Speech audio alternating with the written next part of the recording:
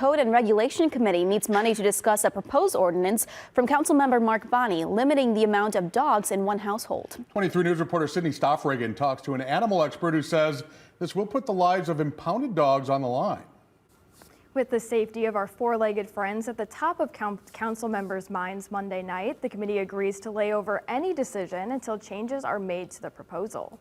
There are a lot of other avenues that aren't being discussed. Rockford's Code and Regulation Committee is undecided on an ordinance that would limit city residents from owning 4 dogs to 3. Councilmember Mark Bonney says it's time to modernize city ordinances to be more like the limitations set by surrounding cities. Improve quality of life, animal welfare, and actually, guard against the chance that a situation like what happened in my ward, that there would be a human life lost because of a situation like that. Reflecting the concerns of several council members, Care for Pets Executive Director Stephanie Hicks worries the ordinance will leave many dogs without a loving home. She says the ordinance would increase the number of safe, healthy dogs that are euthanized in the county. We're not able to adopt a dog because they're already at 3.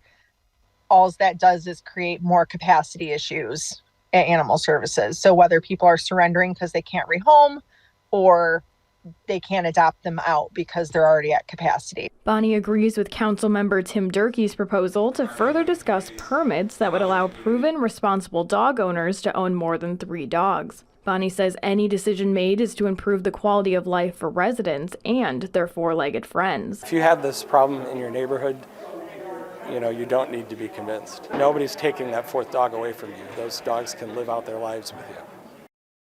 Hicks says residents should take accountability for dogs running free through neighborhoods. She says reporting these instances to Winnebago County Animal Services will increase community safety. Thank you, Sydney. And the Code and Regulation Committee will meet again in the coming weeks to further discuss action and necessary changes potentially to this ordinance.